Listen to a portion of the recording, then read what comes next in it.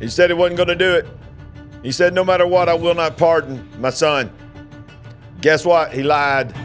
And everything's in an uproar right now. What does that mean for the lame duck presidency of Joe Biden? What does that mean for the J6ers?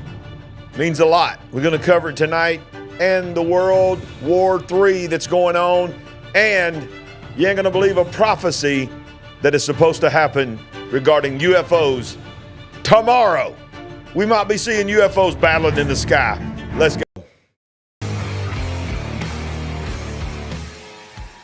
Y'all, it is crazy times right now. We are in the middle of just political chaos, world chaos. And y'all, Donald Trump has got some people upset. There ain't no doubt about that. And wow. Yeah, right before we went on the air, of course, normally for me, monitors went out. Oh, my goodness. It's always something. But I hope everybody had an amazing Thanksgiving and getting ready now, moved into the Christmas season. I don't know. I've heard a rumor that when the Queen comes in, she might be a little bit Christmassy. I'm not sure. May or may not happen. I know that my house is slowly but surely turning into Christmas Village.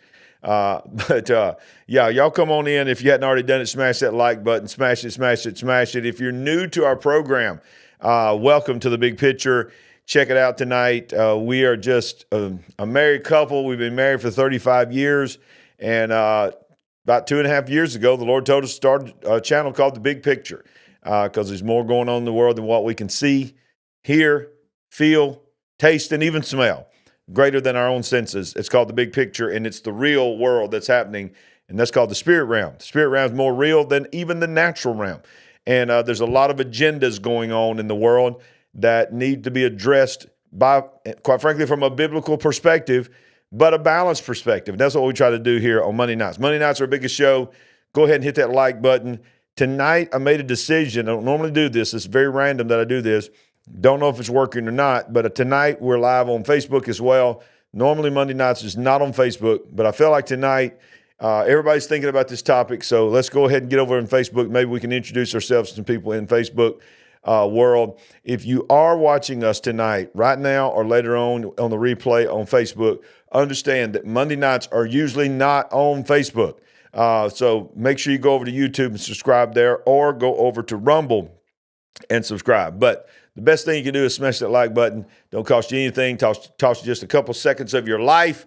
But smash it, smash it, smash it. Subscribe and get involved in that live chat. I see it's already blowing up here. People are talking to each other. I love it. I love it. I love it. And man, we're just a family here, y'all. We're just a family. And we love each and every one of you. We love to go back and read the live chat in the comments.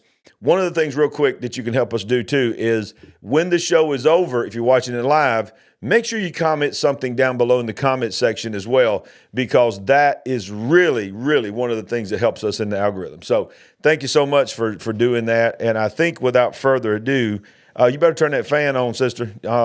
Sister, I know you're going to get hot. She's getting ready to come in here. But, oh, yeah, we got some Facebook people watching in here tonight. Great. That's great. That's what I was hoping to do. So make sure you watch it and then come over to YouTube when this is over tonight and join us there in that situation over there called YouTube. Well, tonight, I don't want to go to this new first story till we get the Queen in here with us, but we are covering the... we can see you, babe. Getting in here. See that? Trying to get in this very tiny space. Yeah, it's okay. But I'm going to unmute your mic while you're getting ready. You tell me when you're coming in. But, you know, of course, today the breaking news is that Hunter Biden has been pardoned by his father. Are you ready? So ready. Okay, all right, here we go. There she is. There she is, y'all. Great. Show some love for the Queen. Yeah. Yeah. I'm doing my part for Christmas tonight. I told him he was going to be looking all Christmassy and everything. I'm trying. So let's get this water bottle out of here. This don't look good. That don't make good for a good video right here. If you need it, you let me know. Okay. Or put it over there out of the picture. Let me handle this. Yeah, we don't want that water bottle in the picture. Let me handle this. All right, so we had a good Thanksgiving. Hope everybody had a good Thanksgiving. It was a very eventful time for us. And yes. But we are excited to be back with our Big Picture family. Beautiful time with the family. I hope that you all had a great time with family and friends. God is good. Good food. Good weather. Yeah. Good memories. Good weather for us. Some of y'all are in a blizzard. Wow. Yeah. I hope that, I don't know how early snow started falling, but I know on Friday there were 5 feet of snow in parts of Pennsylvania, and that's kind of crazy to me this early. It is crazy. In the season. I don't know if that's the norm, but that just seemed extreme to me. Yep, it was a little crazy. Well, Sandy, let's just, let's remind the viewers of the last 4 years. Let's remind the viewers of all the talk that we heard about Joe Biden. Such condescending voices, right? All right, so look, we're doing this live, y'all. Y'all got to understand, you got to work with us sometimes. We run out of time, so I got to do a little mechanical work here. Billy. Just hang on just a second. Y'all talk to each other while I CJ. fix something here. Hey, Patricia. Hey, everybody. Zoom her in a little bit. There we go. That's a While you're talking amongst yourselves. Yeah. Hey, thank you, Rick. I'm doing my part for Christmas. I tried to find some decent earrings, but didn't happen. All right, you're doing good. All right, so let's watch Karine Jean-Pierre. Karine Jean-Pierre. In other words, known as KJP. KJP. Just go with KJP. Let's listen to KJP. This is just to remind us how we got here. From a presidential perspective, is there any possibility that the president would end up pardoning his son?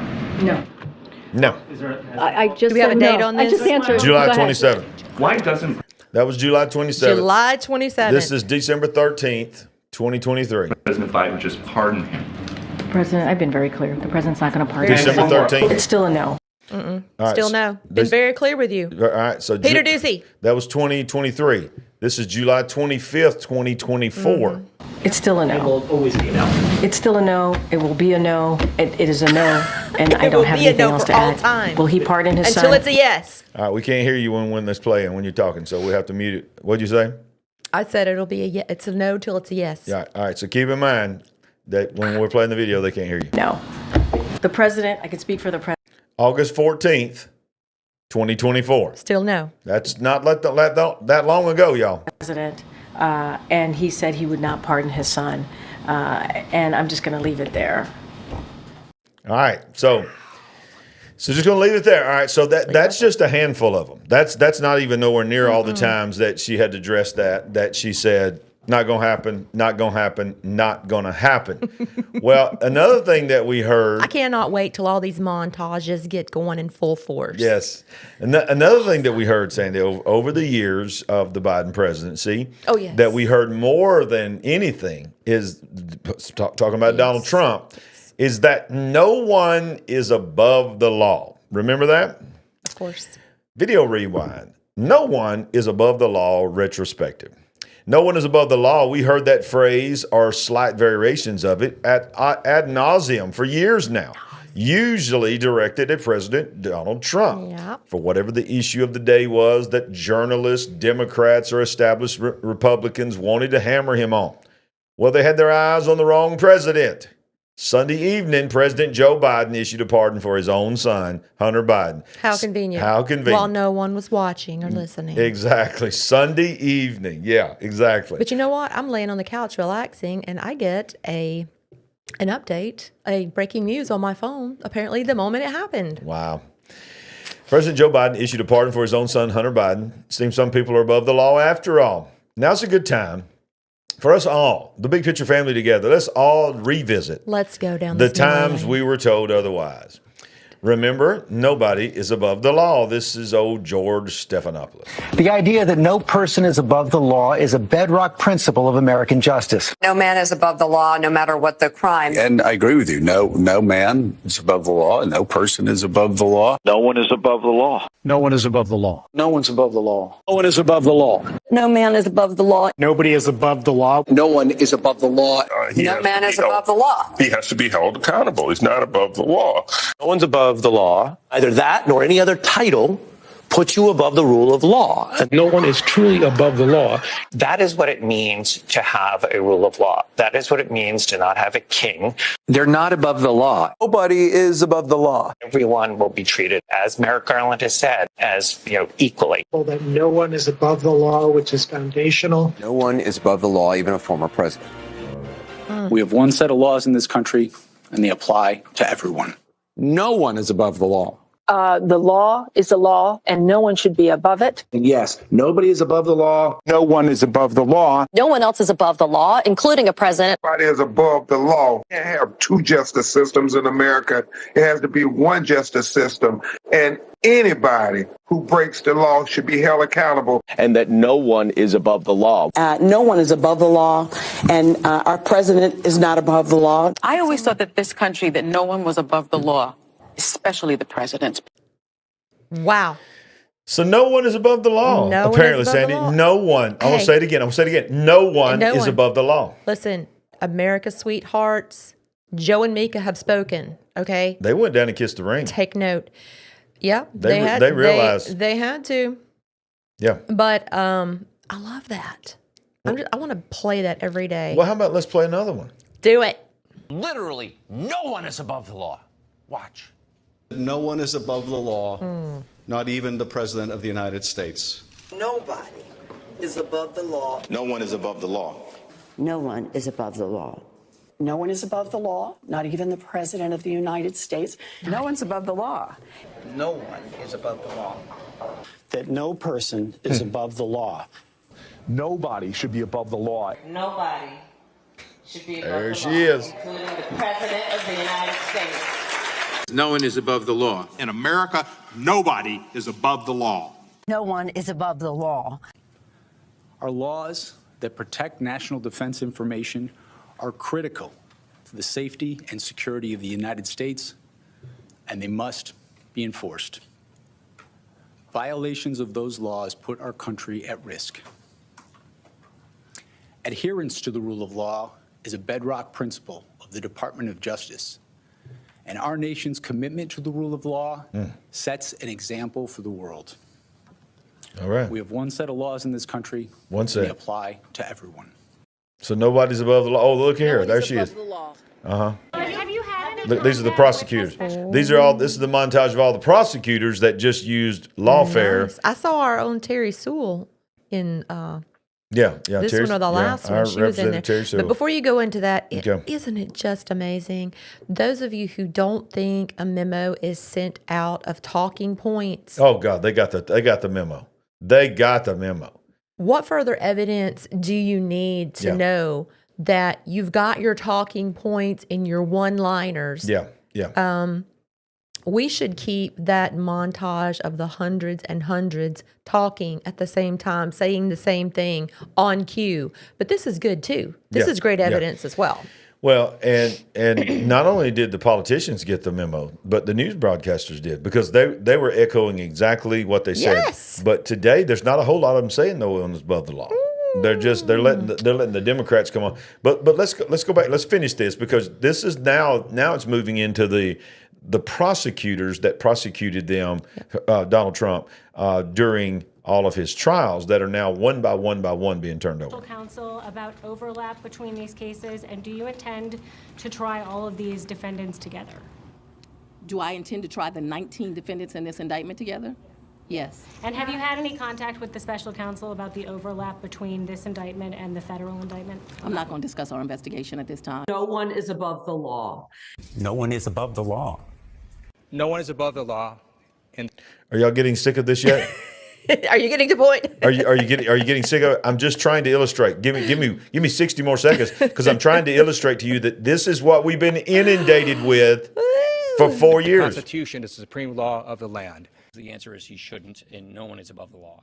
And remember, I'm not just showing you Democrats. This is Paul Ryan. These are Republicans. Mike Pence, the vice president of him. These are all the ones that are talking. They're not talking about no one is above the law as America. They're talking about one man. You don't want to hear it, but I want to say it. The 47th president of the United States is about to be coming into office, and they are freaking out. I am hoping that the former president gets indicted. No one is above the law, not even the president. Maybe I'll say that again. No person is above the law in this country. I can't say it any more clearly than that. Nobody's above the law. No one is above the law. No one is above the law, including the President of the United States. Nobody's above the law. We begin with breaking news out of Washington, where the Here special we go. counsel released a damning report regarding President Biden's handling of classified documents. The Justice Department announcing they will not pursue criminal charges for his handling of the documents. However, the report contained multiple comments that may... Now let's review. They stormed Mar-a-Lago. Yes. They raided Melania's clothing closet. In her underwear drawer, too. In her underwear drawer. Don't forget that. Mm-hmm. And Jack Smith, is that his name? Jack Smith. He was the prosecutor. He filed charges in addition to the J6 charges that he was in possession of top secret classified documents, of which it was proven later, y'all think about this, that the government officials planted evidence and took pictures of it. At the very least, took pictures and strategically moved things that were not like that to make it look bad. Okay, these were in boxes. It was determined that he has, of course, immunity as a president. The Supreme Court determined that. But it was also determined that as president has the right to take any documents. The moment they take the documents, when they're in office, they become declassified. But then let's flip that to what we just saw. That's when a lot of people they've memory hold the fact that President Biden had them in his garage all the way back to when he was vice president, stored in boxes next to his Corvette, just laying in his garage. Just laying around. For anybody, his neighbor could have went over there to borrow the weed eater and went through there and looked in classified documents. But that was completely okay. But no one is above the law. No one's above There's the law. not two justice systems, y'all. There's only one. Then when we've been told a lie. Then when he was in court or they were doing all these deliberations and discussions, they came out and said, we can't prosecute him. He's too old. He's too old. He's too fragile. It would be sad for an old man. He can't. But yet he's still the president. And he's taking us into World War III. Yeah. How about that? How about that? Speaking of old Joe, let's just wrap this up and listen to his. Look, this is his actual X, or formerly known as Twitter, post. No one is above the law. Let's listen to him. This nation was founded on the principle that there are no kings in America. Each of us is equal before the law. No one is above the law, not even the President of the United States. With today's Supreme Court decision on presidential immunity, that fundamentally changed. For all practical purposes, today's decision almost certainly means that there are virtually no limits on what a president can do. Okay, so what he's talking about, this was his response to the Supreme Court saying that the president has basically absolute immunity. You remember when all that went down? And they were saying that's going to give him power now. If he is to become president, they didn't think he was going to, is that he'll be able to use the Navy SEALs. Remember that? People were saying they'll take the Navy SEALs and come in and take out their enemies because he's immune. And he'll be able to just pew, pew, pew, pew, knock out the enemies. I don't know what's happening in here, y'all. But do you know what I heard somebody say today? Oh, boy. The irony of the first recipient of the benefit of the ruling of the Supreme Court is really Joe Biden. Absolutely. What do you think about that? Very, very interesting. And I never hear anybody talk about that. It wasn't just Joe Biden and his son, Hunter Biden, and his brother, James, or whatever his name is. Yeah. Many other people in the family benefited, like grandchildren and other family members, from all of their business dealings and everything that they had going on. Had Donald Trump been trying to do the same things? What would it have looked like? Oh, my goodness. Oh, yeah. And so now that, which, Hunter has got a lot on his plate, okay? Yeah. There's a lot. Not anymore. That he was formerly under investigation about, but no more. Yeah. No more. Well, we're gonna break it down tonight about how detailed this pardon was, and I don't know if you've heard. What is the term? It's complete. Well, I know that term. We'll say that term tonight. But I don't know how far you've delved into it today. I know you had a busy day, but part of it is there's a lot of discussion about the timeline, how far it goes back, and the exact date that it goes back to is very, very strategic. Wow. So Breitbart is reporting Joe Biden makes history as first president to pardon a son or a daughter. Mm-hmm. And why now? Because, a lot of people are not surprised that this is happening. People I'm listening to are more surprised at the timing. Yeah. So I'm hearing, well, we need to get this out of the way because we actually have even worse bad guys. Right. And worse dealings, which that's kind of hard to imagine, but that's going to have to be dealt with. I don't know.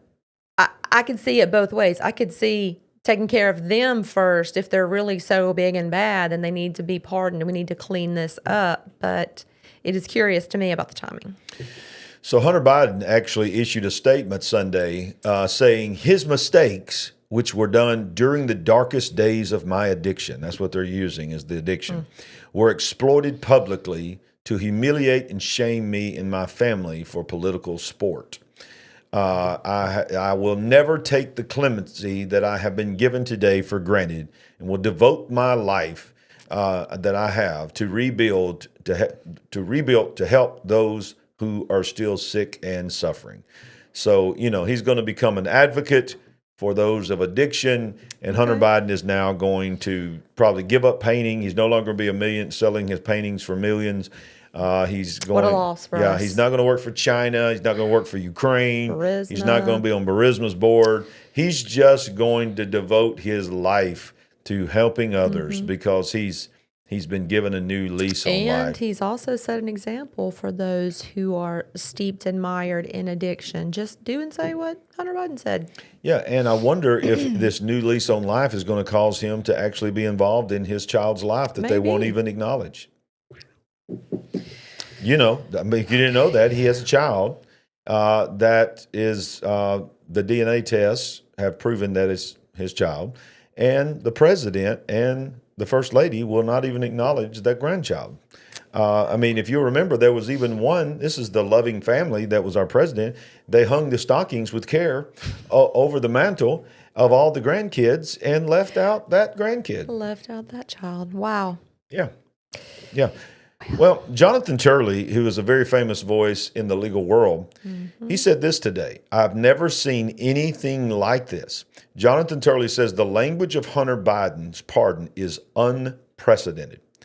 He says that Biden formally issued the full and unconditional pardon for Hunter regarding any crime. Listen to this: any crime he is charged of or may have committed since 2014. So we retroactively go all the way back to 2014. January 1st, 2014, including any potential charges regarding an alleged influence peddling scheme during his time on a now defunct Ukrainian gas company's board. Turley told Fox News' Martha McCallum that there has never been any language resembling Biden's pardon seen in previous pardons, which showed a breathtaking act of contempt for the American people. The language of this pardon is virtually unprecedented, Turley said. Former President Nixon was very, very broad, but we've never seen anything like this. Biden is literally pardoning his son for any crime that he may have committed during these years. Everything from money laundering to murder. Now he could be charged with state offenses, but the statutes of limitations have largely run out for these offenses. So it's really breathtaking act of contempt for the American people, and it has happened over and over again. Let's listen to Jonathan Turley. Attorney and Fox News contributor Jonathan Turley, who just wrote this opinion piece for Fox. Joe Biden's pardon of son Hunter Biden cements his legacy as liar-in-chief. Jonathan, very strong words. Tell us what's behind them. Well, to be honest, we've always had these ongoing complaints about the corruption associated with the Biden administration and the influence peddling scandal that brought in millions to his family. President Biden lied repeatedly when asked if he knew of these business dealings. He said he didn't have any knowledge of the business dealings. He said he didn't have any chance to meet these clients or met with them in person. Those have been proven to be false as well. But the pardon question came up repeatedly, and both he and the White House were adamant that they weren't considering and would not give a pardon. And as in 2020, when he lied about his knowledge about the business dealings of his son, he was running for re-election in 2024 when he lied about his intentions on pardoning his son. Now, this is the language of this pardon is virtually unprecedented. Yes. I mean, Nixon was very, very broad, but we've never seen anything like this. He's literally pardoning his son for any crime that he may have committed during these years, everything from money laundering to murder. Now, he could obviously be charged with state offenses, but the statute of limitations have largely run on those offenses. So the president granted a pardon for all offenses charged or prosecuted. Listen to that. All offenses charged or prosecuted against Hunter Biden from January 1st, 2014 to December 1st, 2024, which includes any possible crimes committed in his overseas business dealings, along with his gun and tax charges, according to the Sunday statement. Now, what I want to point out to you is everybody's talking about that he's pardoned. He's being pardoned for the tax evasion question and the gun law violation. But no, that's menial. He's being pardoned. It says in the pardon for any potential crime here or abroad. Right. From January 1st, 2014 till now, it's like while his father was vice president. Blanket. Everything. Everything falls under it. How convenient. I mean, how many times was he in the news? How many questions were raised about the laptop and the what do you want to say? His special friend and cocaine and everything. Wow. Yeah. Oh, yeah. Yeah. That's all we're going to say. Oh, by the way, I guess that puts that whole, that white dust in the White House to bed as well. Because most people, he's got blanket.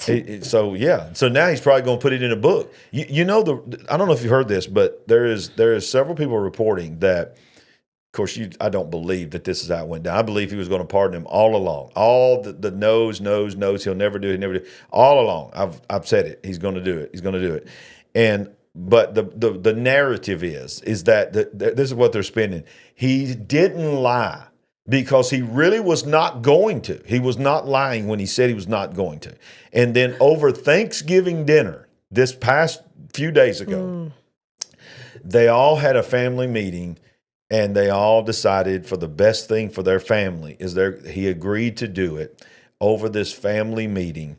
And that, he just felt compelled to just sort of put some closure as they're going forward, but it's not a lie. And that's the new narrative now. The broadcasters they've got the memo. They're saying, stop calling it a lie. Stop calling it a lie. It was not a lie because he didn't really lie when he said that. Wow. But, he was on a plane today headed to Africa, and KJP was on there. And then we know if you're coming in late, we started the broadcast with a montage of Karine Jean-Pierre. How you say her name? Pierre. All the time saying, no, for like 2.5, 3 years. No, he will not do it. The answer is no. The answer is no. The answer will always be no. Well, this was today on the plane, and bless her heart. That's what we say down here in the South. Bless her heart. I mean, she... There it is. Thank you. In case you didn't hear that. Yeah. Yeah. That's what we say in the South. It just fixes everything. Well, they didn't have video. How convenient. They had audio. And this was released today. And this is her response to the reporters actually trying to be reporters, which is laughable. Yes. You have said repeatedly yourself since the election, the president has said for months, no pardon was coming. I wanted to ask you, could those statements now be seen as lies from the American people? Is there really a credibility issue here given now this announcement? First of all, one of the things that the president always believes is to be truthful to the American people. That is something that he always truly believes. And if you see the end of his, I assume that you've read his statement, and you look at the end of that statement, and he actually says that in the first line in the last paragraph, and respects the thinking and how the American people will actually see this in his decision making. And I would encourage everyone to read in full the president's statement. I think he lays out his thought process. He lays out how he came to this decision. He came to this decision this weekend. So let's be very clear about that. He says it himself. It's in his voice. He said he came to this decision this weekend. And he said he wrestled with this. And because he believes in the justice system, but he also believes that the war politics infected the process and led to a miscarriage of justice. Now, I don't know if you heard that last part. He believes that the war lawfare was raging against his son, and he was unfairly prosecuted. Right. I mean, what has been going on with Donald Trump now for the last 2.5 years? Exactly. I mean, was that not a weaponized? That, by the way, do you understand that he's also, by saying that, is he not revealing that his Justice Department is corrupt?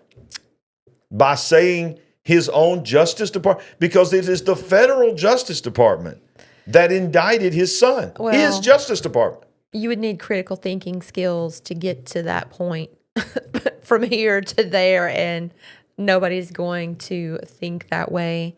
They're just trying to figure out how to get out of this. Well, he said he wasn't going to pardon him for over 2 years, and now he's, completely turned around and pardoned him on a Sunday night when no one was supposedly watching. Yeah. But it's no big deal. It's no big deal at all. It's no big deal whatsoever. No explanation needed. Yeah, he did it. This has happened. Move on. Yeah, right. No big deal. Nothing to see here. Nothing to see here. Move along. Don't you dare have a word to say about it. Yeah, yeah.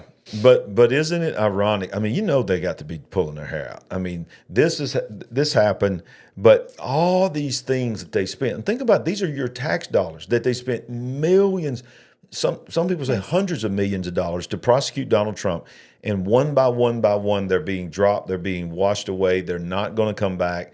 I mean, it was just money to the wind. So much money, so much time, so much effort, so much whipping people into a frenzy constantly. This was every day. Every day.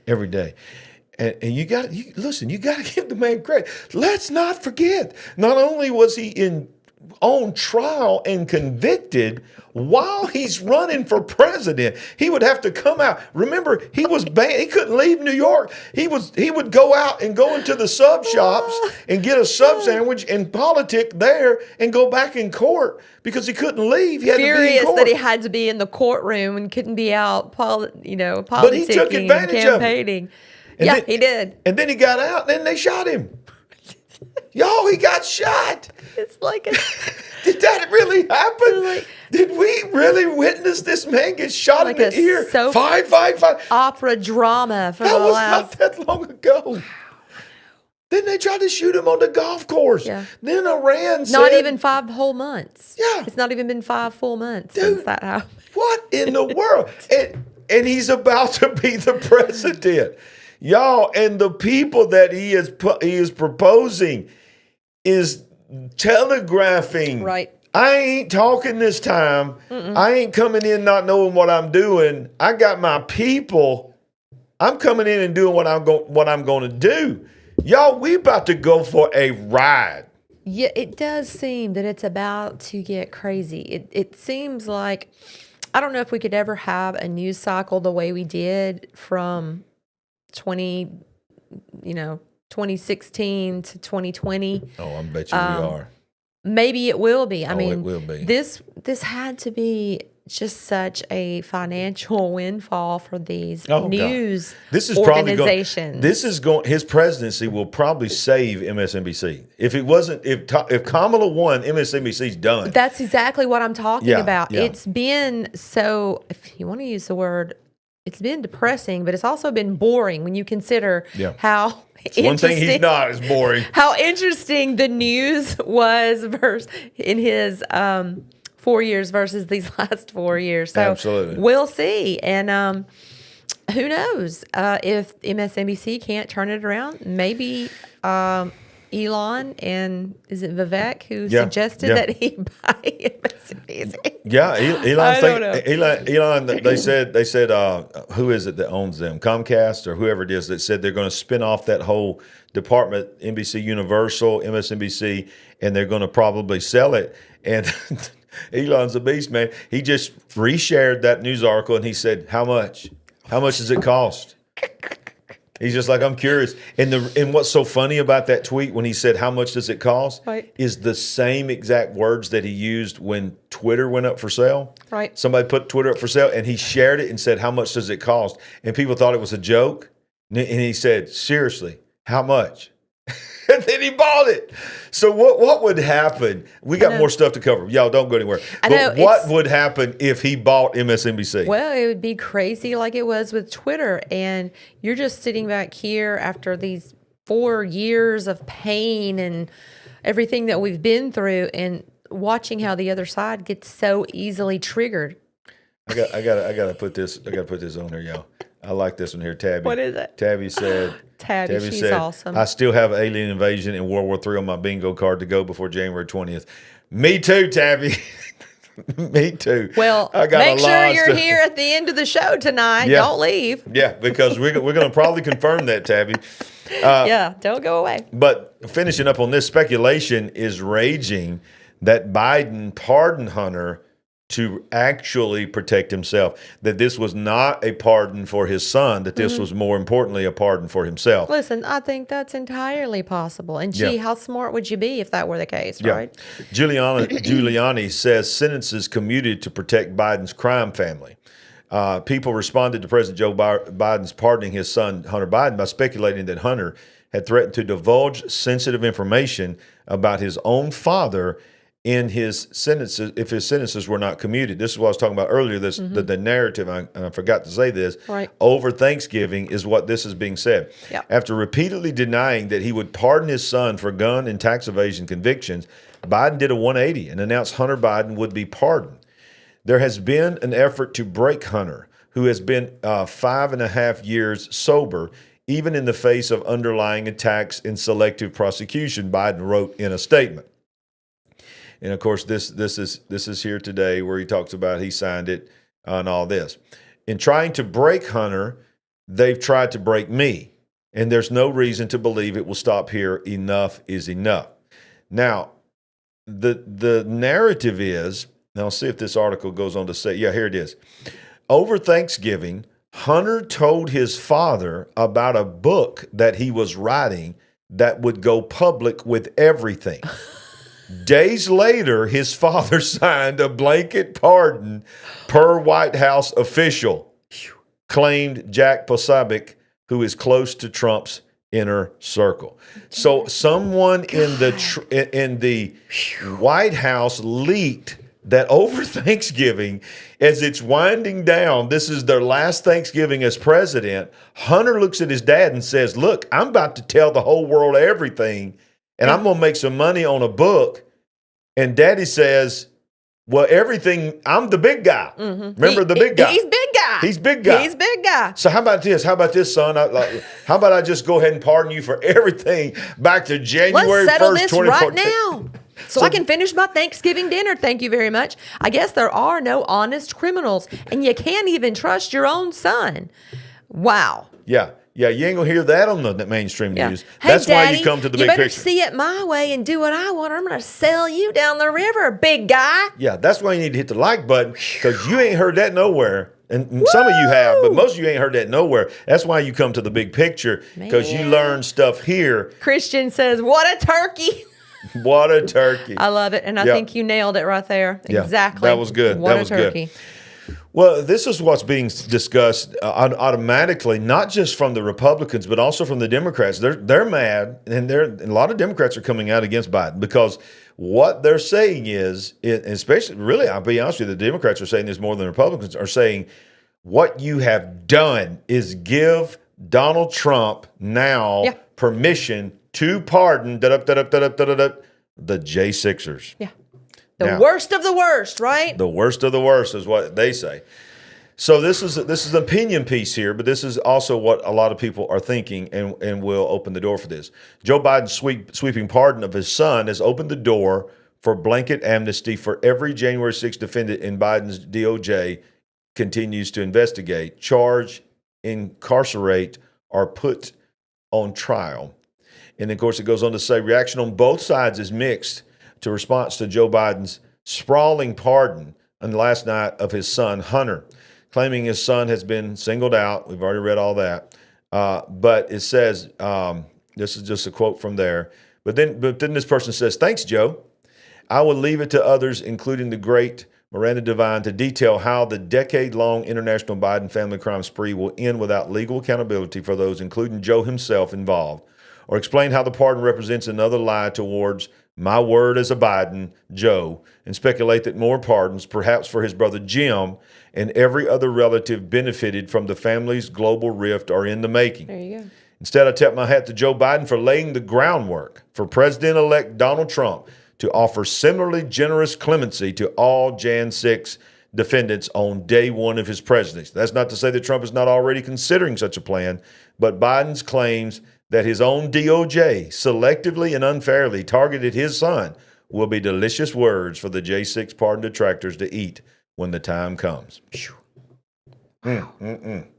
Wow. Boy, oh boy, oh boy. Yeah. Man, there was something I was going to say and it slipped my mind. Can you get in my mind and remind me? Let me think. Yeah, because you read my mind all the time. Yeah. I can finish your sentences sometimes. You can. You definitely can. Well, it'll come back to me, but maybe. But yeah, how about that? I mean, so the J6ers are. Well, I don't know if it's going to happen or not. One of the things that Donald Trump has said is that he is going to pardon many of them. He made it clear that there would be some that he may not pardon, but he may commute. And I know what I was going to say is that he would commute. Which, of course, we understand pardon wipes it clean from your record. Commute means you go ahead and get out. You served your time, time served. So they're going to commute that. But I heard, can't think of the guy's name, but a reporter that I follow, his prediction is, he says that his people are telling him that he's not through with his family. He's going to pardon a bunch of other people like every president does that are not in his family. But he is going to give a blanket pardon. This is what the narrative or the leak is, of his brother. And now this would be unbelievable. Okay. For the irony of this, I would have a hard time believing they're going to pull this off. But this reporter says he is being told that Biden is going to pardon his brother, and the day of January 20th, either January 19th or January 20th, he is going to pardon himself. What? Yes. You know, all they always said, would Donald Trump pardon himself? Because you can pardon yourself. You can pardon yourself. And the rumor is, I don't think it will happen, but there's a leak coming out that the two left in the family is going to pardon his brother and he's going to pardon himself. Well, I guess we shall wait and see. Would that not be crazy? Because that is the very thing.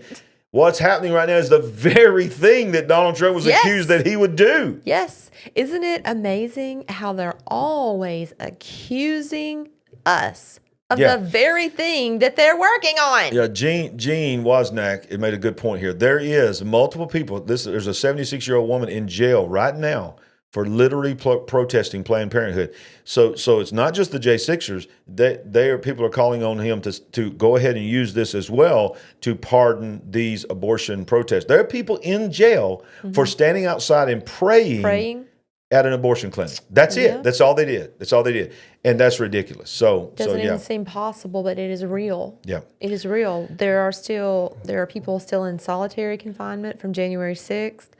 Many terrible stories like that. And it's Yeah. just, it's so painful to think this has happened in our country. It really is. Oh, it's awful. It really is.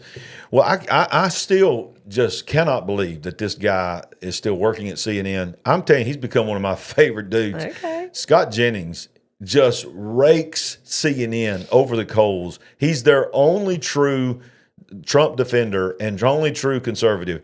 And y'all, he is so good with words. I was even thinking that people were even saying that he might have was a candidate for press secretary for Trump because he's so good. But watch this. CNN Scott Jennings destroys Joe Biden over Hunter Biden, and it is awesome.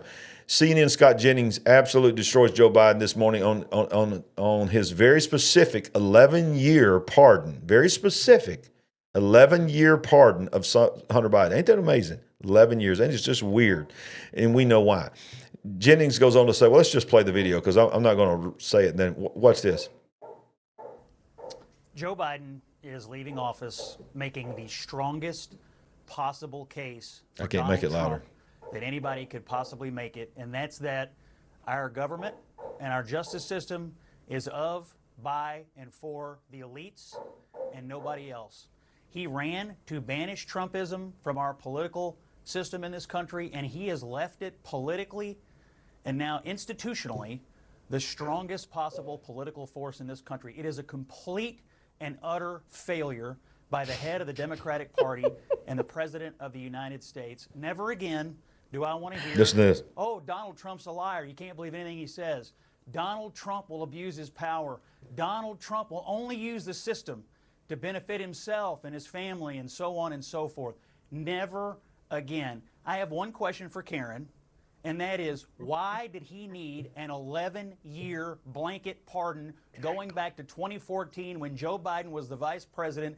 We are sitting on the biggest cover-up of who knows what crimes, and Joe Biden amazingly knows exactly, roughly, when it started. He knows just about when it all started. He's leaving office in complete and total disgrace. He is a liar, and there is no other way to spin this today. This has nothing to do with Trump and everything to do with the character of Joe Biden. He just called the Absolutely. Well, I mean, president. That's all they ever did when Donald Trump was president. Every single day they called him a liar. Of course, and so much worse. Yeah. But that's I mean, he blistered him. Talk about turning a corner, turning a page. It's like the pendulum has swung. It really is. Woo! It's like you remember it wasn't that long ago that if you wore a red hat, you didn't even have to say MAGA. If you wore a red hat out in the public, you would get jumped. Yes. And now people are just saying, you know what? I don't care. I'm going to wear my hat. I'm going to do the Trump dance. You got NFL players doing the Trump dance. Do the Trump dance. It's like what I always say at the church that I pastor. I always say, the devil always overplays his hand. He don't know when to stop. When he wins, he thinks I'm going to keep winning, and he keeps pushing and keeps pushing and keeps pushing until finally a true believer just finally gets fed up with the devil and rebukes him. And that's what has happened here. They kept pushing it. They wasn't satisfied with redefining marriage. They wasn't satisfied with redefining this, and this. Then they went to the libraries and the kids. Then they went to the books that's in the library. And then then they had the things on the White House lawn where they took their shirts off and just did heinous acts on top of each other right there on the White House lawn. They kept pushing, they kept pushing, they kept pushing. And you know what happened? Democrats got sick of it and became Republicans. Independents, RFK voters said, let's go over here. I don't agree with them on women's reproductive, whatever. I don't agree with it. But you know what? I'm sick of this mess. Just kept pushing the envelope, pushing us conservatives into the corner to where, what do you think is going to happen? Yeah. Your back's into the corner and there's nowhere else to go. Well, you're finally going to start really fighting. Yeah. Fighting your way out, letting your voice be heard. Yeah. They've just had free reign for so long to just bash us over the head. Yeah. And, again, like we talk about every week, all the abuse that Donald Trump has taken for years. Yeah.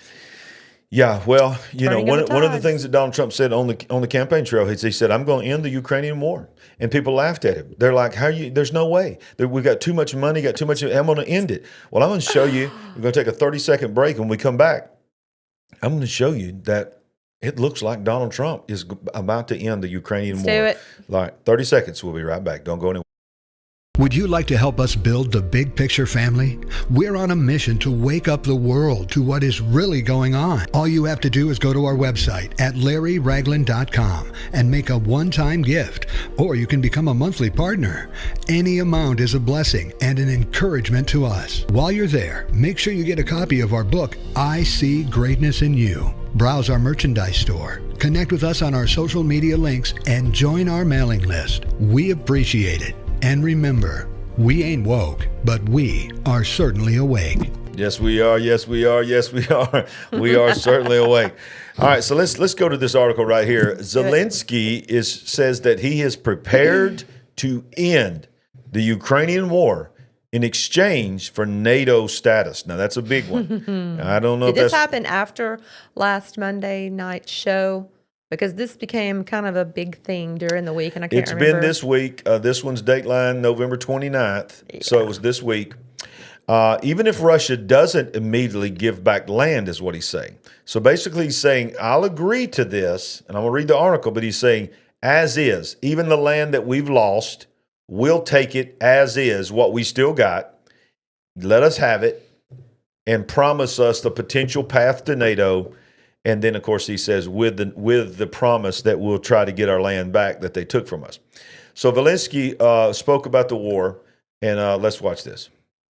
I think we have an interpreter that's going to interpret it. No one has offered us to be in NATO with just one part or another part of Ukraine. That's for once. The fact is that it is a solution to stop the hot stage of the war. Thank you for that super chat. Because we can just give the NATO membership to the part of Ukraine that is under our control. Yes, it could be possible, but no one offered. But the invitation must be given to Ukraine within its internationally recognized border. So as I've said, he's revealed that he's prepared to sign a peace deal even if Russia doesn't immediately return the land it occupies. The valiant Ukrainian president says that his country must join NATO defense alliance if it were to pause fighting in Russia. Goes on to say, I believe, he told Sky News, if we want to stop the hot phase of the war, we need to take under the NATO umbrella the territory of Ukraine that we have under our control. We need to do it fast. And then on the occupied territory of Ukraine, Ukraine can get that back in a diplomatic way. Zelensky said it was key that NATO should immediately cover all of the land Kiev controls so Vladimir Putin does not use the peace to prepare for another invasion. The NATO invasion itself and the NATO invitation itself would also have to recognize Ukraine's internationally recognized borders, Zelensky said. So he's saying, yeah, but that is not what Trump's probably going to propose. What I'm trying to say is they wasn't even any talk of that before November 5th. No. But now they are. So it's like there's been some phone calls made, y'all. Few people are scrambling since that night, right? Yeah, exactly. Hey, Alicia. Hey, so yeah, it's on, y'all. It's on. I guarantee you there've been some phone calls, it's like, hey, but I got to work on my Trump impersonation. I can't do it. I can't, I can do the hands and stuff, but I do not do impersonations good. I do not. I can do Elvis. Thank you very much. I just want to say. Wait till it's closer to Christmas and you can do a little blue Christmas for us. No, I'll not have tonight. a blue Christmas. What did I just say? Without you. Can you be my George Harrison? No, I'm not. I'll be so blue. I'm sorry. Yeah, as we get closer to Christmas, I might even bring my Elvis hair because I got an Elvis mask and an Elvis hair. And I'll put a scarf around me and I'll start singing it and I'll throw that scarf at you. I'll wipe my sweat. I can hardly wait. Would y'all like to see that? Would y'all like to see me bring Elvis on the program as we get closer to Elvis and sing Blue Christmas? especially, oh man, I got ideas right now. I need to move on, but I got Elvis ideas going right now. Moving on. I was born on Elvis's birthday. We all know that. We've heard that multiple times. Thank you. Y'all. Moving on. Trump tore him up. Trump tore him up. You know what he did? He did the unthinkable, y'all. Trump nominated Kash Patel to lead the FBI. This is bigger than Matt Gaetz. This guy is more of a destroyer of narratives and deep state than Gaetz. Trump nominates Kash Patel to lead the FBI, and the total state is freaking out. Was Kash Patel on Benny Johnson? He's not today. That's in the past. He's been on there many times. I just saw. He said today's the first day that Kash Patel was not available to me. And he said, we all know why. And he said, I'm good with that. I didn't know when he's been a guest on him, that Sean Ryan, was. all of them. But Kash Patel, Trump just picked Kash Patel, a former national security advisor, deputy chief of staff at the DNI, and a public defender, among other qualifications, to become the new director of the FBI, and the deep state is quaking in their boots. Caroline Levitt says, congratulations, Kash Patel. This is, of course, the tweet or the truth that he put out, and of course copied and sent to Twitter as well, or X. Patel has, according to Trump, spent his career exposing corruption, defending justice, and protecting the American people. So obviously the media, the deep state, and the Democrats are very upset with this pick. Here are a few headlines from the major news. Trump says he'll fire FBI Director Christopher Wray and replace him with longtime Kash Patel. MAGA celebrates Kash Patel's FBI nomination. America First fighter. Trump nominates loyalist Kash Patel. He's MAGA, he's a loyalist, and he's a Trump ally. Never mind all of this experience and qualifications. Never mind that, as Robbie Starbuck points out, a note for Democrat senators, Kash Patel will be the first person of color in the history to serve as FBI director. According to your woke rules, you're all racists and bigots if you try to stop him from getting confirmed for the job. He's turning it on him. Prepare for the mental gymnastic Olympics. Yeah, pull that race card out. Let's use it. Yeah. So yeah, will we hear CNN proudly say how proud they are that America is appointed their first person of color to lead the Federal Bureau of Investigations? Very good point. Very good point. Sound the alarm. Sound the alarm. The deep state is upset. They are deeply upset. The deep state is deeply upset. Mm-hmm. Yeah. By the way, I preached on the deep state of the church Sunday. You need to go back and watch that sermon. Valerie says, drain that stinky swamp. Drain it! Drain it! We need a Roto-Rooter. We need a Roto-Rooter up in Washington, D.C. Okay. Yeah. He goes on to say this right here. If this was a Democrat hiring one of his buddies, you know that would be the number one headline in all the major news outlets. Yeah. I can see it now. First FBI director of color is chosen in groundbreaking and party-defying move by a president. There you go. But why is MAGA celebrating? Why are the deep state goons peeing their pants? We can find the answer in the ready-to-go New York Times hit piece on Mr. Patel called 5 Things to Know About the Evil Kash Patel. Okay. They're peeing their pants, baby. Peeing their pants. Yeah, they are. Well, that would be bad enough. Those triggered montages or montages of triggered DMs and liberals are quite entertaining for me. So I'm still loving those. Yeah, me too. And every once in a while, we just need to check in. Of course. On our friends. Mm-hmm. America's Sweethearts. America's Sweethearts. America's Sweethearts. Morning Joe with Mika. Oh, Joe and Mika. They went down there and kissed the ring.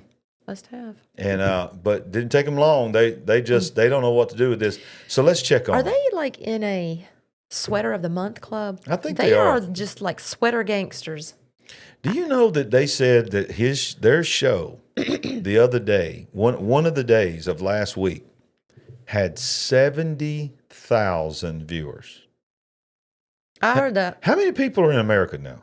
400 million? Close? I don't even know. Is it close to 400 million, 390 I think million? we're approaching that, yeah. 70,000. Do you understand that there are YouTube channels that get that, some of them in an hour? Yes. And not even the big ones will get that in a week. Yes. And they're no names. This is Joe and Mika. They're underwater. And let's see what they say. I like the article headline there. It says, let's check on Morning Joe and Mika after Trump nominates Kash Patel for FBI director. And number two now, Kash Patel.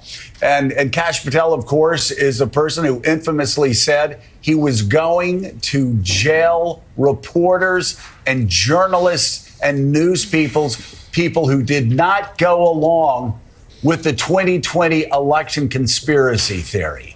It's not even because he's an ideologue. It's because he seems, according to this piece and everything we've seen, singularly focused on exacting revenge on people who did not carry through on Donald Trump's threats of retribution. And again, we will be playing the clip in a minute where he promises to arrest journalists and reporters and news people who refused to go along with the 2020 Stop the Steal conspiracy theories. Kash Patel, perceived by many to be deeply dangerous because he has indeed, as you note, no qualifications for this job. Many of Trump's former... He has no qualifications. No qualifications. Although we just read that he may be the most qualified to ever be nominated. The most. He's certainly a lot more qualified than the one we have in place now. He has served in multiple places. He is probably, many people are calling him the most qualified to ever be nominated to run the FBI. Aides said as much 4 years ago. But Patel, I'm told, and I'm talking to people in the orbit the last couple of days, there is no ideology. There's no agenda here other than retribution. Patel's one defining characteristic is that he is simply loyal to Donald Trump. Kash Patel is not just controversial among media outlets. He's not just controversial among Republican senators. He is controversial inside Inside the Rhino Club. He's controversial inside the Rhino Club. On orbit. If somebody threatens the Constitution, if somebody threatens the First Amendment, if somebody threatens the basic Bill of Rights, it does not matter whether you have to say no to one of those or two of those or three of those. You know, the founders did not write that the Senate had the advise and consent power for maybe one and a half dangerous elections. No, got that for as many as you need. And by the way, this is not just uniformly vote no against everybody that Donald Trump puts up. I think everybody agrees that Marco Rubio, though not a Democrat selection.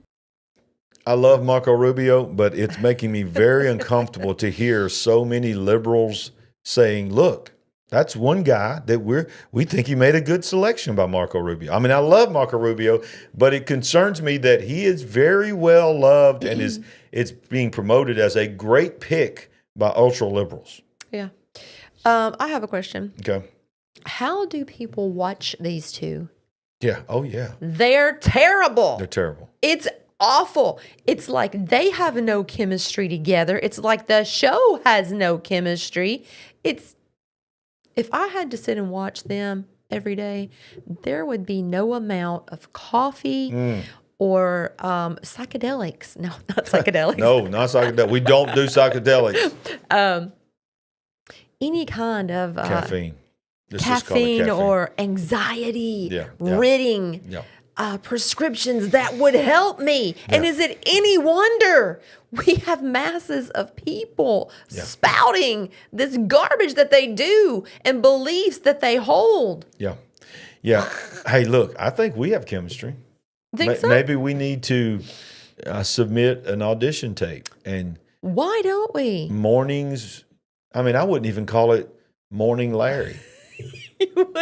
I would call it Mornings with Larry and Sandy because you're a strong, independent woman that I want to empower in your womanhood. In my womanhood. Yeah, so you can be okay, strong. Then we're calling it Sipping with Sandy. We're going to call it. Sipping with Sandy. That's good. That's good. Morning coffee. We got to finish this because it gets even better. Oh, yay. So let's go back right here. Please. Okay, here we go. Play it again. We will go out and find the conspirators, not just in government, but in the media. Yes, we're going to come after the people in the media who lied about American citizens, who helped Joe Biden rig presidential elections. We're going to come after you. Whether it's criminally or civilly, we'll figure that out. But yeah, we're putting you all on notice. Yeah, and we're putting you on notice. This is not only bad for the men and women. But see, what he doesn't want to accept, and I think he knows the truth on this, he was not saying, if you don't agree with Donald Trump, we're going to arrest you. He was addressing how the media was complicit in the lies of the Russia hoax and all the other things that was accused, the horrendous things that they made up that was later proven to be lies over and over again, how the media were willing accomplices of this, and that is a violation of the First Amendment. And they can't hide behind that. They can't become a fourth branch of the government, which they believe that they are. Exactly. I mean, this has been happening. This has been building for years, if not decades. But during this administration, I mean, we saw it in the Obama administration, but in this administration, it just exploded with the propaganda every day on the news. It was like they were a fourth branch. Yeah, it's exactly right. We're getting all kinds of names for our new show. Okay. Waking Up with the Raglins. I mean, all that. I mean, I think we've hit something. I think we're on to something. What? Have a cup of coffee and calm down. Yeah. Yeah. All right. I think that's been said before. Yeah. Yeah. So watch this.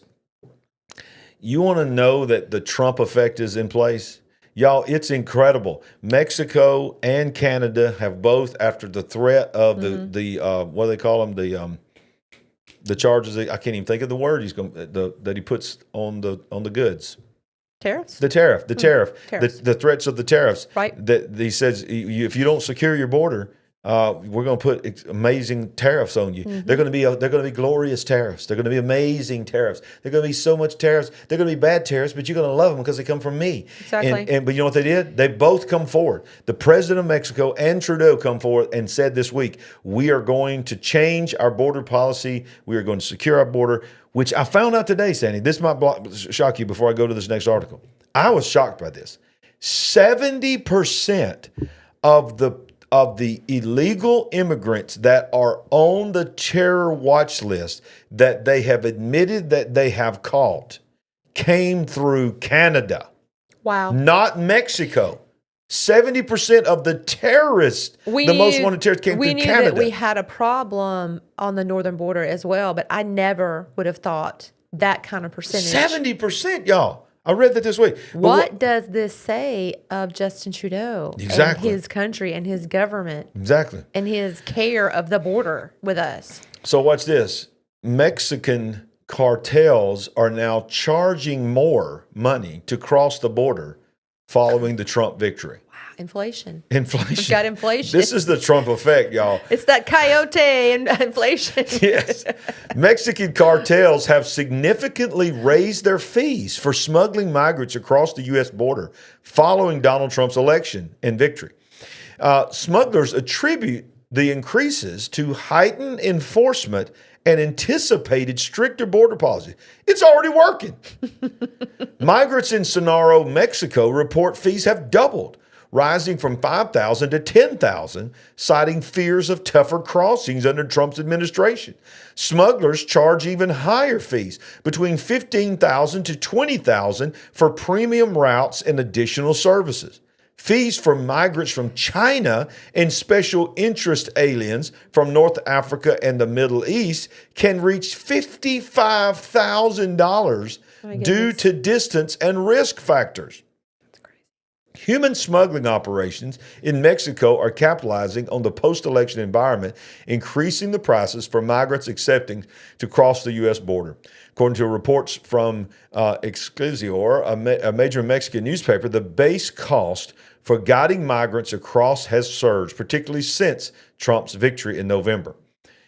So the rise is partly due to heightened enforcement measures, as we've said, and of course the premium services. But now, what I want to go back to real quick is I want to show you this.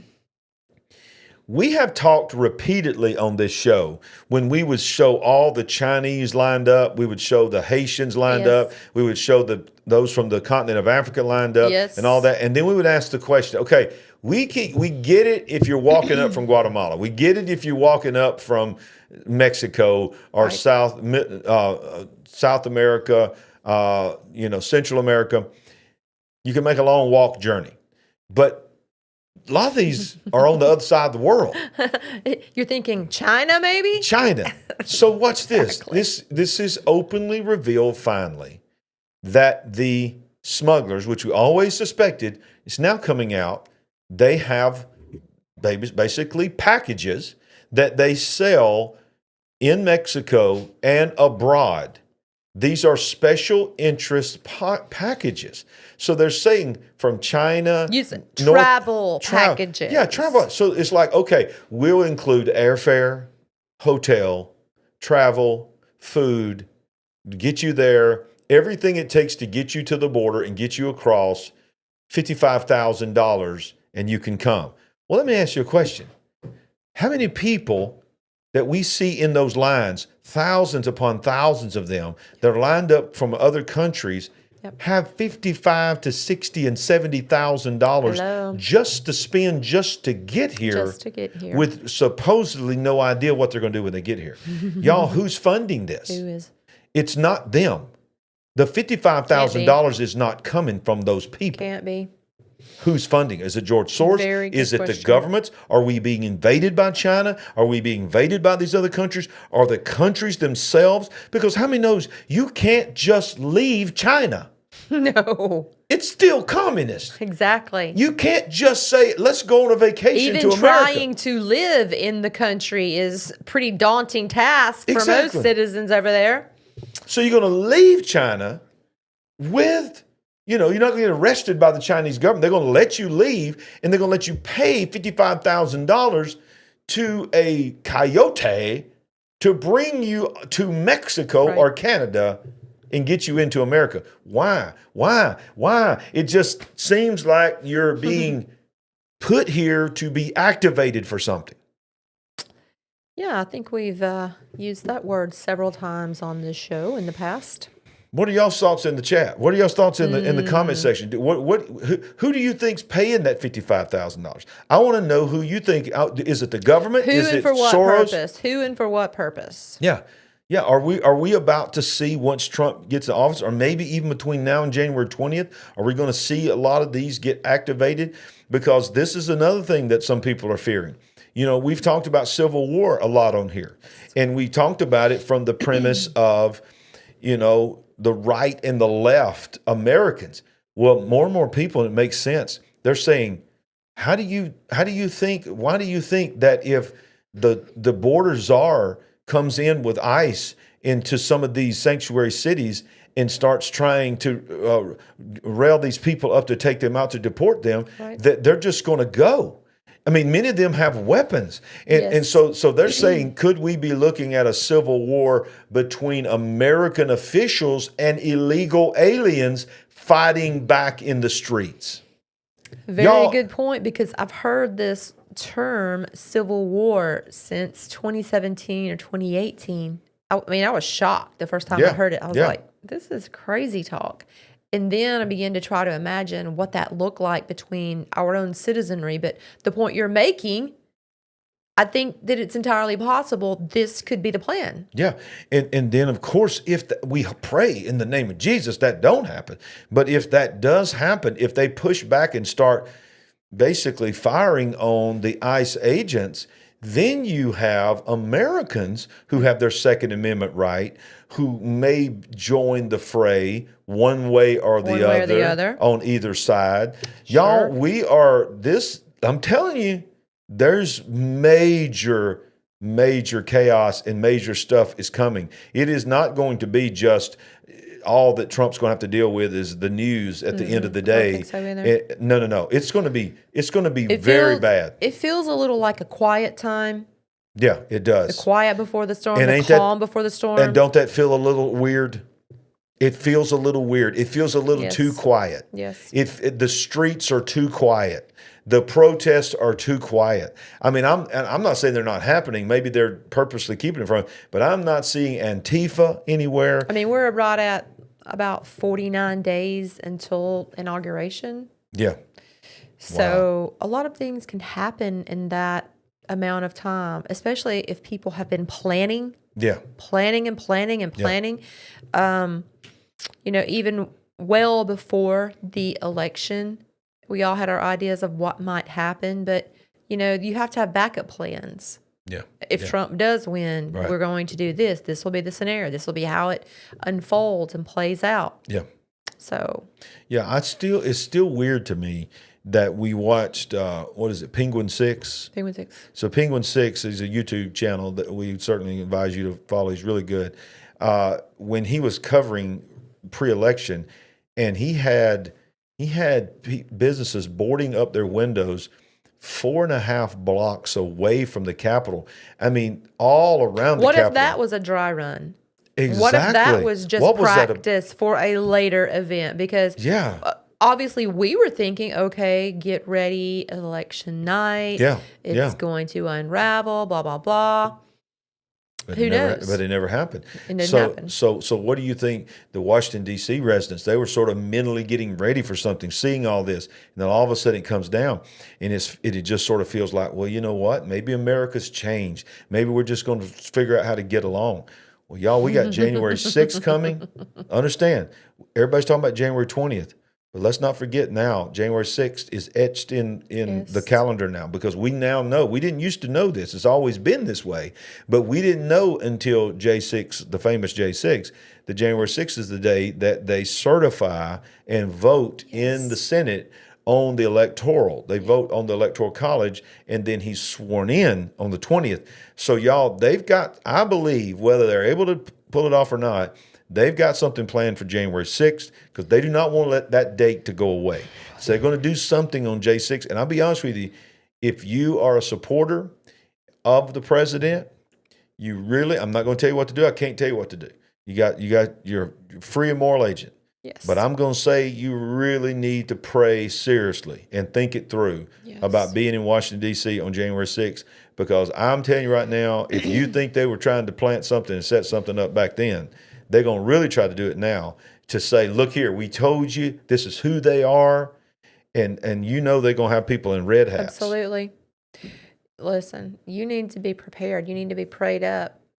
You've got to protect yourself and your family. We have our freedoms. We have, right to gather, to demonstrate peacefully. But in this day and age, you don't want to be a target. You want to protect yourself. Exactly. So really pray it through. But we're not through with Ukraine. Biden-Harris administration has committed to sending another $725 million. This is happening this month? This month, y'all. In military assistance to Ukraine. $750 million. Of $1 billion. Still, he's a lame duck, and he's not even a lame duck. He's not even the president. He ain't been the president in a while. So, the Biden-Harris administration is preparing to send an additional $725 million in military assistance to Ukraine that will include counter-drone systems and more of the controversial anti-personnel landmines that most countries around the world have outlawed as a weapon of war. The U.S. was not a signatory of the Ottawa Convention, which prohibits the anti-personnel landmines. The package will also reportedly include munitions for its high-mobility artillery rocket system. Two U.S. officials who spoke to the Associated Press on the condition of anonymity would not confirm whether there armaments being supplied for the high rocket systems were for the ATACMS class. But Ukraine has reportedly been pushing for more of the missiles ever since the Biden-Harris administration allowed Ukraine to use the missiles against Russia. The reported infusion of military assistance is only the latest example of the largesse towards Ukraine from lame duck President Joe Biden, as President Donald Trump prepares to enter the White House on a promise of ending Russia's war with Ukraine and finding peace. Since Trump's presidential victory, most of y'all didn't even know about this, Biden has forgiven $4.7 million in loans to Ukraine and is asking Congress for an additional $24 billion in military aid. $24 billion. And they want to lock it in. Listen to this, Andy. They want the Senate to pass this. I don't think it's going to happen. But his goal was to get the Senate to pass it, the House to pass it, and him to sign it to lock in Ukrainian aid for 10 years. 10 years. They called it a Trump-proof law. Exactly. We've talked about this before. So we're already over $200 billion in aid, correct? Yep, correct. You talk about $750 million plus another, how many billions? He said he's asking the bill. It won't happen, but the bill was going to be another $24 billion. What? Okay. Yeah, exactly. We know, we feel strongly, let me say that a lot of this money is just being laundered through this country, through this fake war or whatever level of actual war it has been. But what in the world? Where is this going? Who is it going to? Yeah, exactly. If it's not going towards the actual war effort, we're talking insane amounts of money. Yeah. Well, we've covered on here that we know a lot of those billions went to garbage men, went to keeping mom and pops open, went to retirement plans. But it's not just staying there. No. A lot of it's flowing through country. Right back to us and to other countries around the world. But watch what else is happening. Major military people are saying that these conflicts around the world are eating into our critical munition stockpiles needed, watch this, for China fight. We keep telling you, our military keeps saying that we're going to war with China. They're saying needed for China fight. Top U.S. officer in Pacific warns. The admiral's remarks are the latest admission that stocks of critical munitions are a growing concern due to fighting in Ukraine and the Middle East. The U.S. military risks going into a potential major fight with China with insufficient stocks of Patriot to surface-to-air interceptors and other key munitions due to obligations in the Middle East and Ukraine. The top officer in the Pacific has warned. America's armed forces need to not only replenish that inventory, but grow it further to be adequately prepared for a high-end scenario in the Pacific, especially a conflict over Taiwan. So we keep hearing that, and we keep reporting that they are running scenarios constantly of a war with China, and every single one of them, it breaks my heart to say it, we lose every single time. scenario. While China is tightening their surrounding of Taiwan. I mean, they have them almost completely surrounded unless they've broken up this tight band of ships and whatever that they moved in several months ago. I mean, have you heard where they went back home? That they just got tired and just threw the towel in and went back? As far as we know, they're still there with their surveillance and their intimidation. Yeah. You're right. Let's rapid fire here, and then I think Uncle Jimmy's calling. But y'all, President Trump is very, very busy. He's on the phone, y'all. He's calling some people. He throws down the gauntlet on the hostages in Gaza. I don't know if y'all heard about this, but President-elect Trump just threw down the gauntlet on the hostages still being held in Gaza well over a year after they were taken in October of 2023. Trump said there will be Hades to pay for Hamas. It's hummus. Let me get the chips. I am hungry. I didn't have dinner. Get the chips, get the crackers. It's hummus. Hamas. I know that. I've said it 1,000 times. Everybody's talking about the hostages who are being held so violently, inhumanely, and against the will of the entire world in the Middle East. But it's all talk and no action.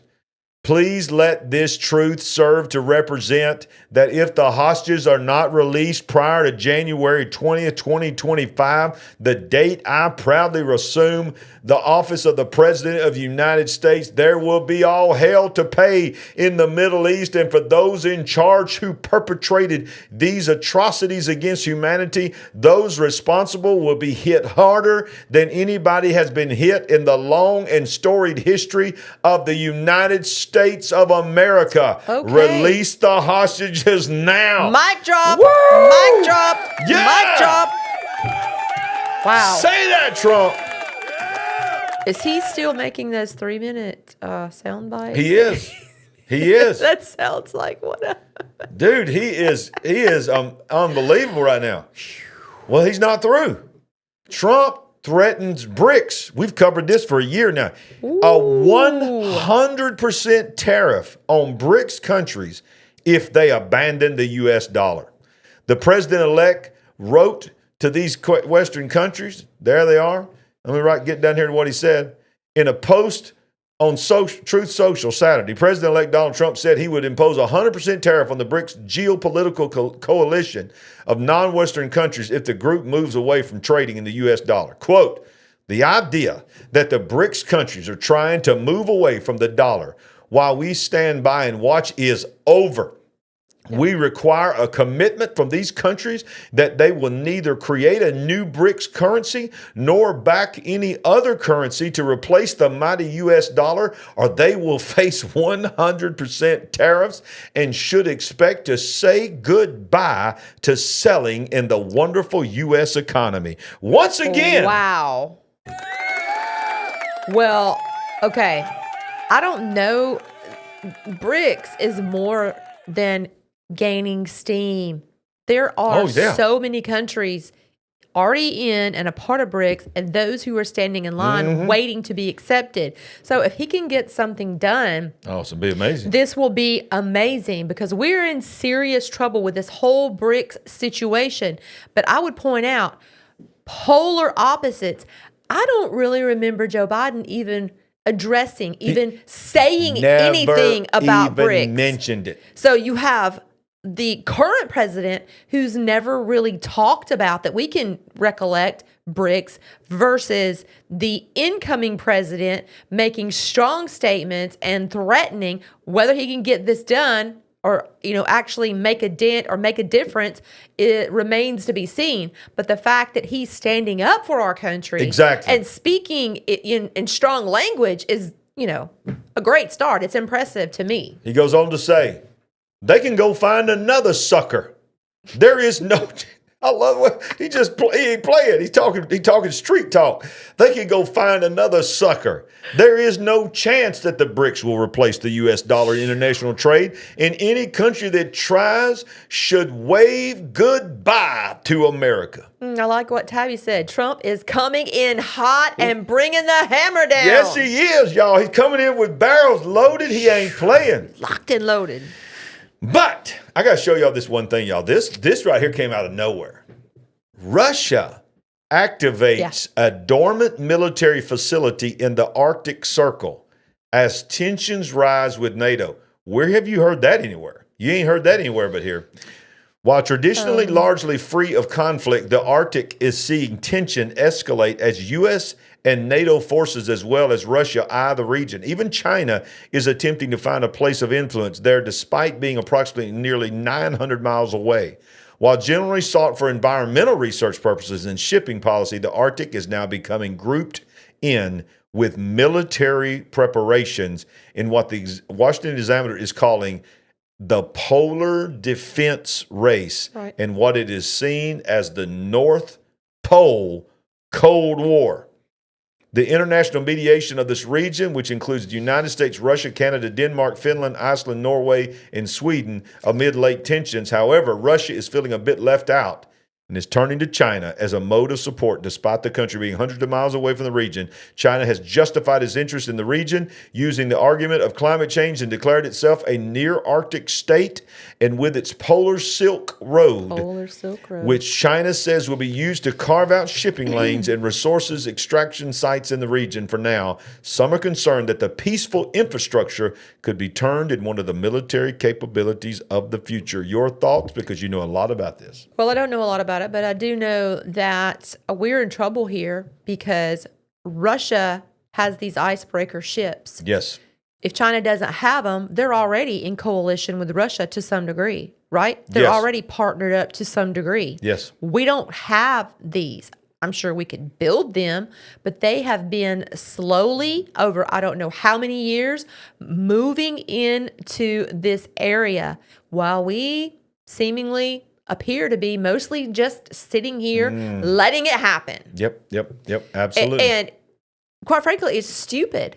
It is stupid. It's stupid militarily for us to just sit by unless there is some grand plan in the works that's, secret from us. I would hope so, because we are weakened in that area.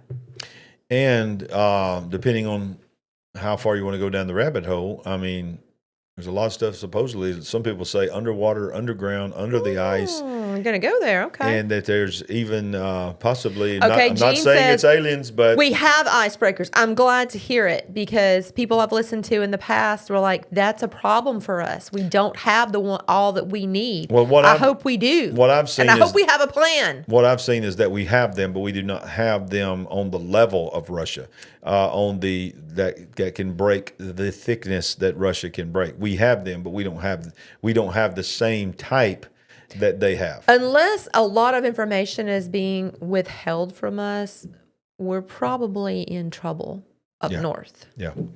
And it is weird. You think about it, the narrative, we all are all told a narrative about the Arctic and all this, that it's uninhabitable and all this, but yet it's now becoming a Cold War for competitions for military bases to be there.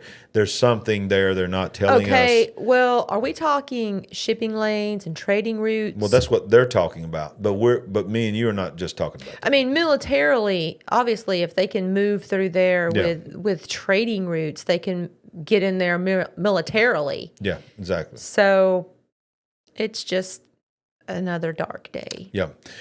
Well, can I give you something good? And this is right before Jimmy. Jimmy's going to come right after this one. But I got to give you something good, y'all. In the midst of all this chaos, how about this headline? I saw it everywhere today. Revival is happening. Bible sales are booming. Love it. In 2024, y'all. Love it. Come on, I just got to give that right there. Come on. I wonder if Joe Rogan has anything to do with that. I don't know, probably. He's reading Revelation live on the air and I'm going to tell you something. He has a lot of people on his show that talk about the Bible. Whether he believes it or not, he gives them opportunity to read it. Good. A new report from the Wall Street Journal revealed that Bible sales have increased by 22% in 1 year. That's great. Compared to last year. Book sale tracker Sakana Bookscan has released data showing Bible sales through the end of October are up 22% compared to 23 sales. By the end of October of last year, Bible sales were only up 1% from 22. Wow. Jeff Crosby, who serves as the president of the Evangelical Christian Publishers Association, stated, people are experiencing anxiety themselves, or they're worried for their children and their grandchildren. It's related to artificial intelligence, election cycles, and all that feeds a desire for assurance that we're going to be okay. Many Bible sales stem from first-time Bible buyers. This is huge. How can they even track that they're first-time Bible buyers? I have no idea. They're probably just polling people. Sales of Bibles are booming, fueled by first-time buyers and newer versions. Wall Street Journal says. Bibles are the bright spot in the books in books this year. Worries about the economy, conflicts abroad, and uncertainty over the election has pushed readers towards the publication in droves. 22% going up in 1 year. By contrast, last year, the year before that was only 1%. So yeah, it's wow. This is always a bestseller, but now on steroids. Yeah, exactly. So what? I love it. I believe that this confirms what I've been preaching, and that is that the Bible tells us there'll be a great falling away, which is certainly happening, but there'll also be a great revival. And I believe that people are hungry, and they're not looking for some watered down version. They want to know the truth. And that's why God called me in the middle of the pawpaw life and said, start a show called The Big Picture. And you're going to call it The Big Picture because you're going to tell the world of all that's going on in the world, reveal things that they're not going to find in the mainstream media, but we're going to give them a biblical perspective. And I'm telling you, I love my Big Picture family. Yes, they're awesome. You guys are awesome. And they love each other. They love each other. I love that y'all check on each other and all this. And we're gonna give you an opportunity to partner with us. And right after this 30-second spot, we'll be back in 30 seconds. And Uncle Jimmy's on the back side. And we got something to show you with Mark Zuckerberg and his personal AI that he just developed for his house. And guess what he calls it, Sandy? Jarvis. We'll be back in 30 seconds. It's gonna be good. Would you like to help us build the big picture family? We're on a mission to wake up the world to what is really going on. All you have to do is go to our website at LarryRagland.com and make a one-time gift, or you can become a monthly partner.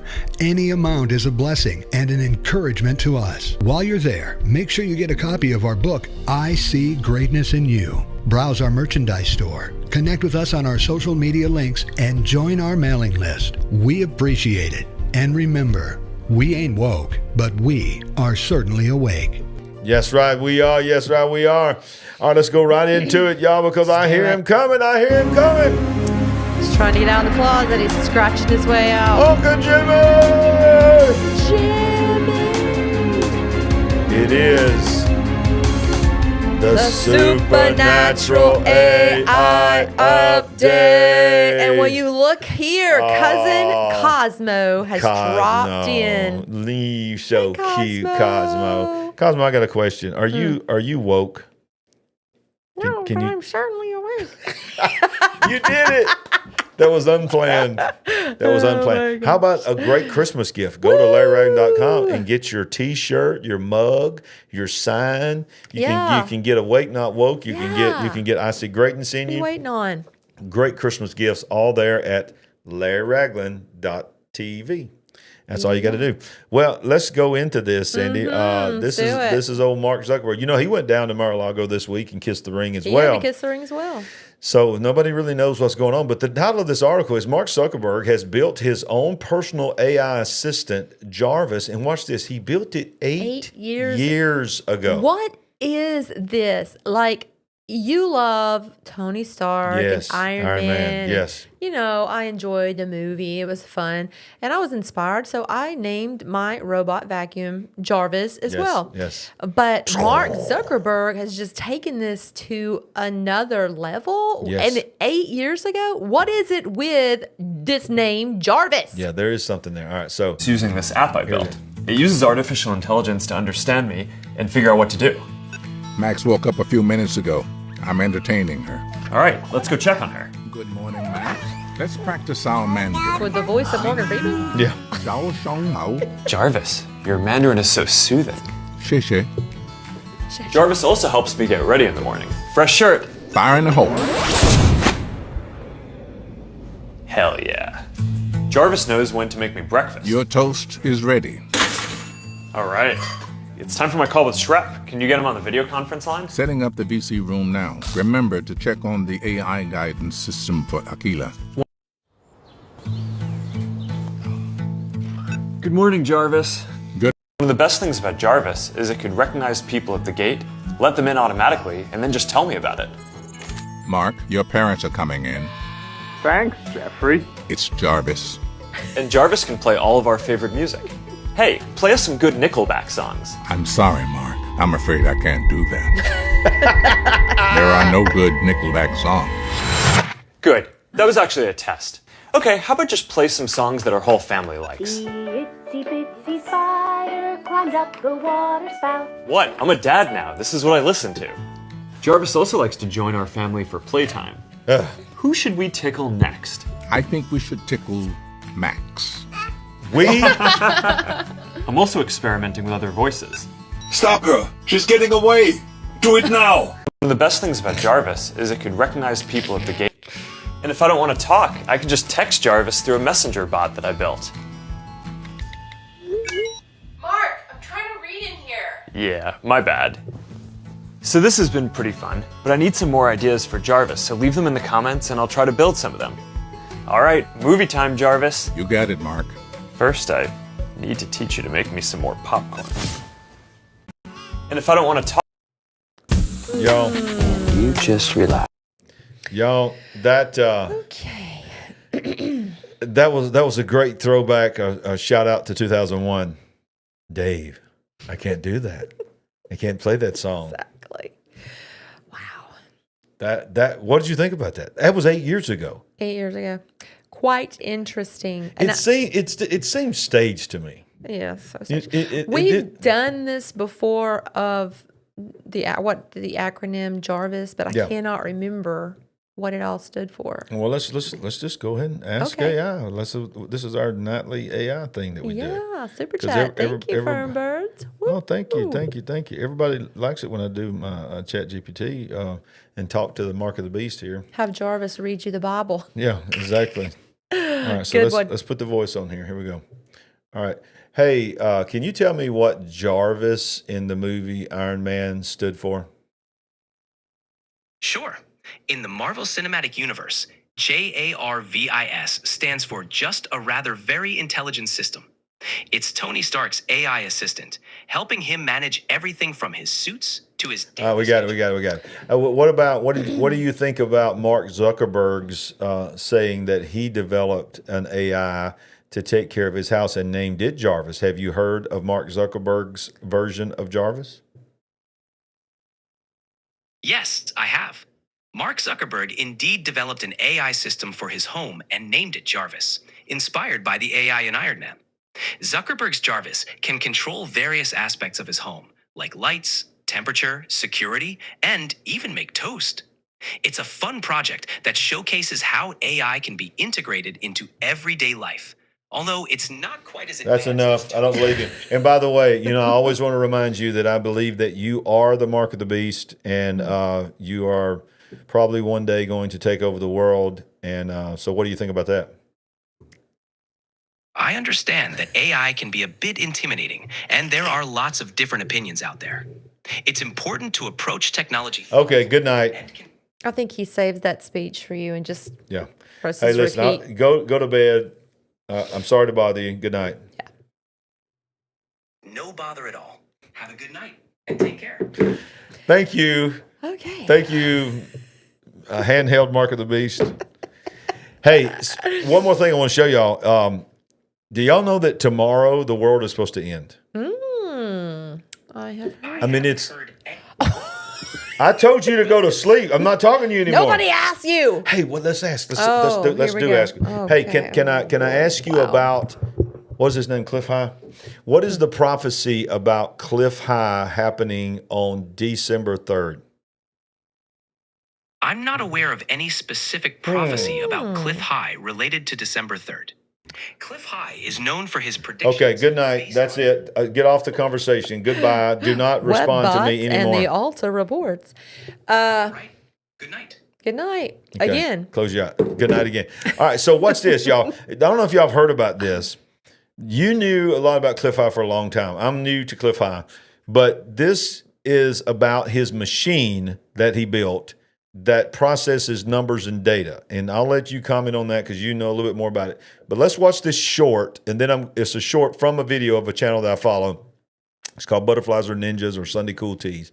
And so listen to this right here. I have a really weird story. So this guy, his name is Cliff High. It was 1997. He developed this software program called Web bot. And what it would do, it would scan the entire internet, collect data. It would make predictions for the stock market. But then he delved into it a little more. And it's just like, let's see like what else it can predict. In 2009, it came up with a prediction of the future that there was going to be a battle in the air with the military and UFOs, and that even UFOs would be fighting UFOs. Whoa.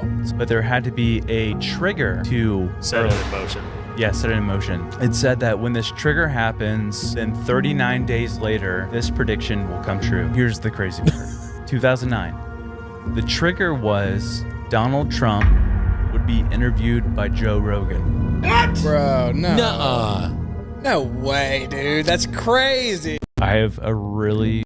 So he predicted... Now, I'm going to show you the rest of them talking about it on their podcast, because they're pointing out the fact that nobody knew Donald Trump would ever even run for the president in 2009. And Joe Rogan had, I think, just started a podcast, okay? And he didn't even like Donald Trump. Mm-mm. He hated him. So I'm going to play this, and then I'm going to get your comments. This is the actual show of when they were talking about it on their podcast. The trigger was Donald Trump would be interviewed by Joe Rogan. Bro, no. Nuh-uh.